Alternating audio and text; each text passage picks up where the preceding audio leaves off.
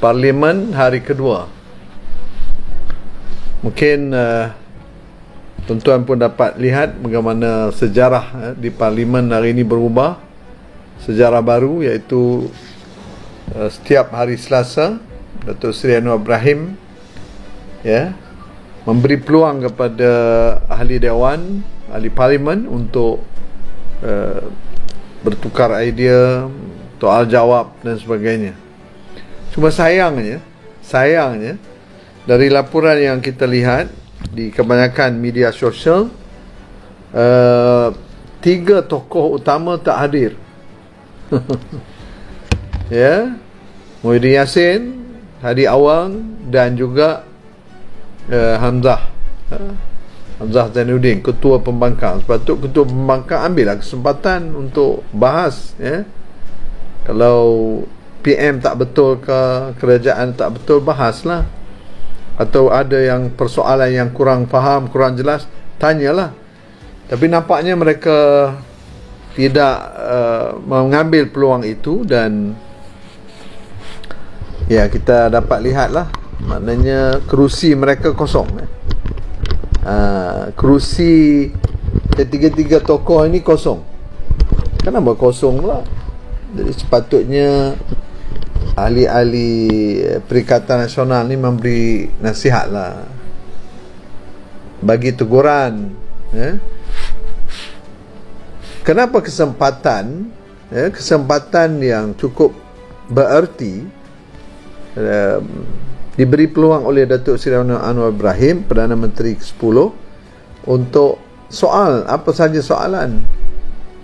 Apa yang tak faham, yang kurang jelas, bolehlah bincang, tanya 30 minit. Tapi sayang, tak datang. Muhyiddin tak datang, Hadi Awang tak datang, Hamzah Zainuddin pun tak datang.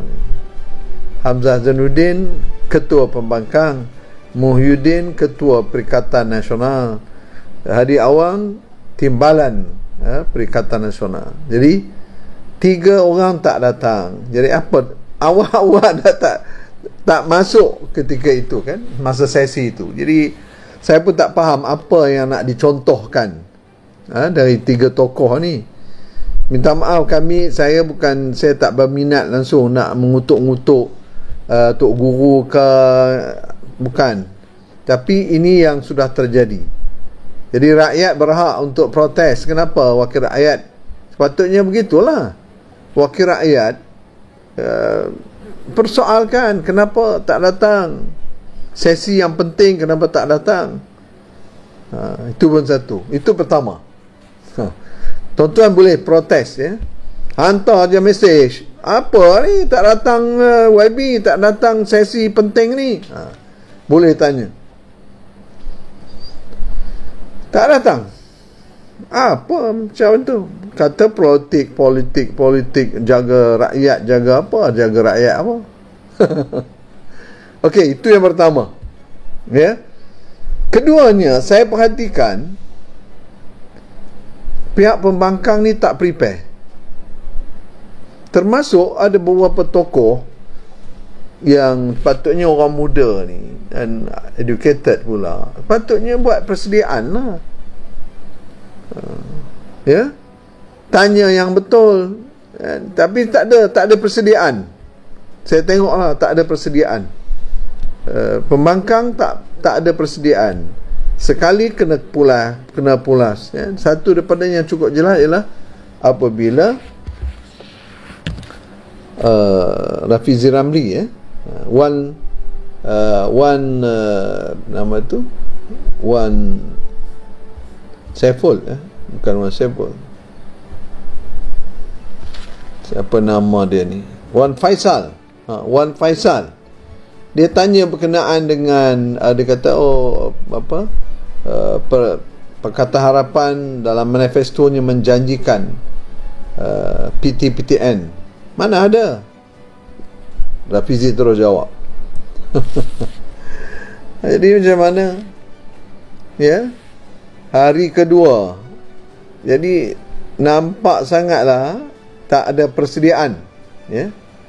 Tak ada persediaan. tak ada persediaan untuk masuk ke parlimen. Ini sebenarnya merugikan Borah. Tak masuk sesi masa Anwar tu, ya. Kemudian dia masuk, tapi awal dia tak masuk. Okey. Jadi nampak sangatlah, ya, tak steady lah kalau macam tu. Kemudian kita lihat di sini, yang saya katakan tadi, Wan Faisal tanya soalan dan nampak memang tak prepare, ya. Terus kenalah atas jawapan yang diberikan. Cuma apakah kerajaan ada iltizam politik untuk benar-benar memansuhkan hutang PTPTN ini seperti yang dijanjikan dalam manifesto Pakatan Harapan yang baru-baru ini?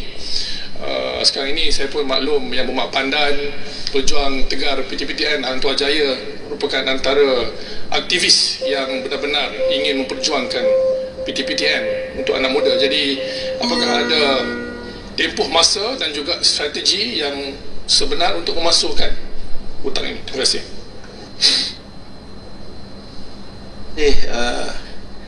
Yang Berhormat, seperti Yang Berhormat sedia maklum, seperti yang telah saya katakan tadi, jika pemansuhan ini dilakukan, ia melibatkan satu jumlah yang begitu besar. Dan mungkin dalam peranraya ada parti-parti politik yang membuat pelbagai janji, tetapi seperti yang kita juga tahu, kerajaan yang sedia ada adalah satu kerajaan campuran, dan kita telah buat keputusan, iaitu kita hanya akan ambil mana-mana manifesto yang mempunyai perkara-perkara yang sama ataupun serupa, dan kita dapati bahawa semua parti politik tidak menawarkan semua perkara yang sama untuk apabila berkait dengan soal PTPTN. Jadi dalam soal ini saya berharap kita menerima hakikat, iaitu yang penting dalam kita bercakap mengenai PTPTN ini, kita perlu melihat kepada soal keupayaannya dan juga kelangsungannya. Jadi atas sebab itulah perkara seperti yang dipersoalkan dalam soalan ini, ia tak dapat buat ketika ini untuk dilaksanakan.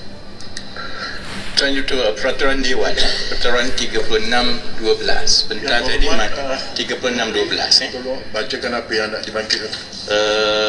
Mana-mana ahli yang mengeluarkan kenyataan yang mengelirukan Dewan adalah disifatkan menghina majlis, dan ahli itu boleh dirujuk kepada jawatan kuasa hak dan kebebasan bagi kesalahan itu. Yang Berhormat macam sebelum ini menyatakan bahawa dalam manifesto Pakatan Harapan menjanjikan untuk menghapuskan PTPTN. Itu adalah satu pembohongan, kerana tidak ada manifesto itu dalam janji itu dalam manifesto Pakatan Harapan baru-baru ini. Jadi saya kira Tuan Yang Ketua, perkara itu adalah satu perbohongan yang jatuh kepada peraturan 36/12, dan saya mohon supaya Dewan mengambil tindakan. Yang Berhormat Menteri, jika Yang Berhormat Menteri fikir sedemikian, sila usulkan, ya. Saya nak teruskan tentang isu yang berkaitan, ya. Saya kalau begitu saya usulkan supaya Dewan mempertimbangkan. Menteri bertulis. Okey, tuan-tuan. Jadi soal PTPTN ini saya pun terkejut. Apa ni? Mana ada dalam manifesto PRU 15, mana ada kita sentuh soal PTPTN. Jadi menunjukkan apa? Menunjukkan tak ada buat persediaan. Tak ada buat persediaan. Kena buat persediaan lah. Ni nak masuk dalam parlimen ni bukan calang-calang. Jangan buat macam ceramah politik. Itulah saya kadang-kadang saya bukanlah saya, maaf kalau saya, bukan saya nak menghina. Dah biasa buat dalam ceramah politik, tak kira main balun aja. Masuk parlimen pun kamu nak balun semacam, nak buat fitnah. Mana boleh fitnah dalam parlimen? Hey, mana boleh? Dah kena. Katanya dah diusulkan untuk diambil tindakan. Ni main-main. Salah aja fakta, ya, tipu dan membohong, mengelirukan, ini semua dah kena. Jadi nampak tak steady lah. Macam mana ni? Takkanlah benda-benda yang macam ni kamu nak bawa. Ingat ada mileage politik. Tengok-tengok bungkus. Aduh, ya Allah, kadang-kadang. Okay, tuan-tuan, nanti kalau tuan-tuan nak sembang, boleh call saya.